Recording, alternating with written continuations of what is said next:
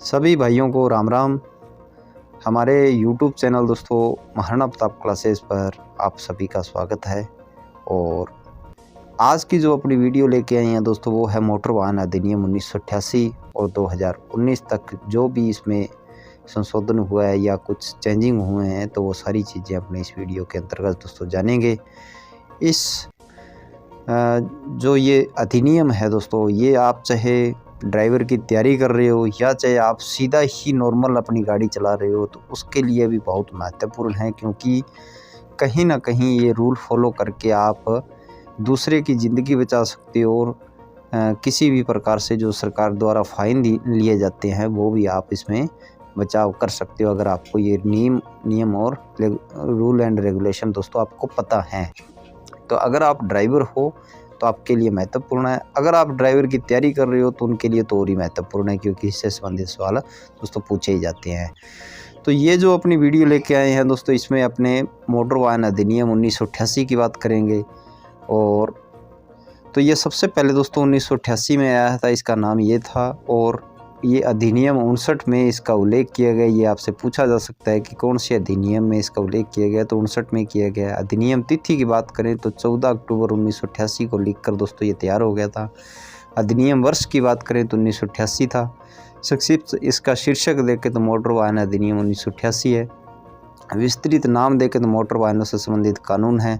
मंत्रालय अगर देखें तो ये किसके अंडर में आता है, तो सड़क परिवहन और राजमार्ग मंत्रालय यानी कि मोर्थ के अंतर्गत ये दोस्तों आता है। मिनिस्ट्री ऑफ रोड ऑर्गेनाइजेशन मंत्रालय ऐसे करके इसका फुल फॉर्म है। अगर आपने बात करें तो भारत में ये कब लागू हुआ था, तो 1 जुलाई 1989 को ये बनकर तैयार हो गया था। तो मोटर वाहन अधिनियम 2019 को अगर आपने देखें तो इसमें कुल अध्याय 13 है और 10वां अध्याय इसमें दोस्तों हटा दिया गया था, क्योंकि 14 थे 1988 में। कुल अनुसूची 1 है, 2019 तक दूसरी अनुसूची को दोस्तों हटा दिया गया है।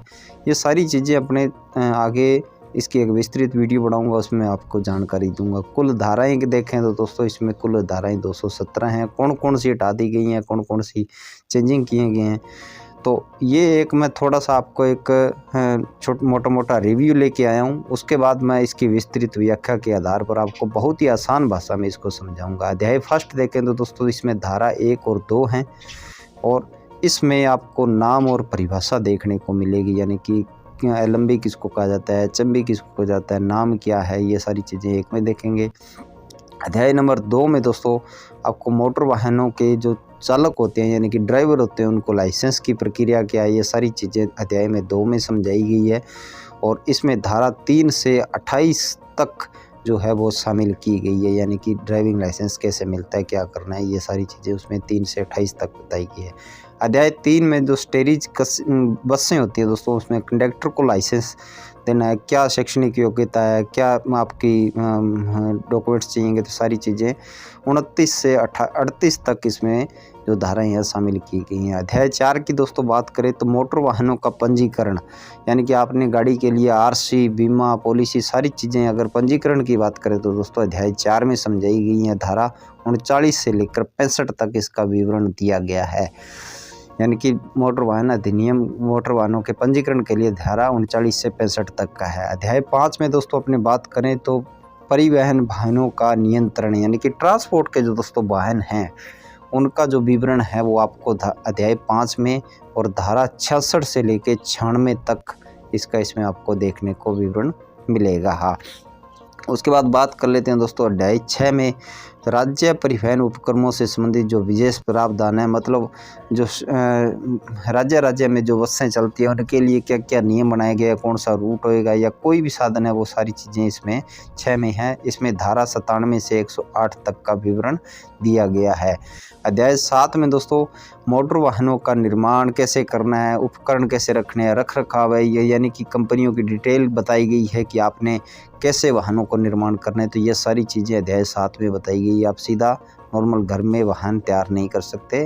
धारा 109 से 111 में इसका विवरण दिया गया। आपने जो मेंटेनेंस पढ़ना है वो मान लो किस प्रकार से करना है, तो वो धारा 7 में अध्याय 7 में बताया गया है। धारा 8 में दोस्तों यातायात का नियंत्रण बहुत ही इम्पोर्टेंट टॉपिक है भी, यातायात को नियंत्रण कैसे करना है। तो धारा 112 से 138 के बीच में जो यातायात का नियंत्रणों को नियमों को समझाया गया है। इसमें जो आपके रोड साइंस हैं, जो सिंबल्स हैं, वो सारी चीज़ें बताई गई। अध्याय 9 में दोस्तों मोटर वाहन अस्थायी रूप से भारत का छोड़ना या नहीं, यानी कि कुछ लोग विदेश में चले जाते हैं या विदेश से भारत आ जाते हैं, तो उसका जो विवरण है धारा 139 में दिया गया है।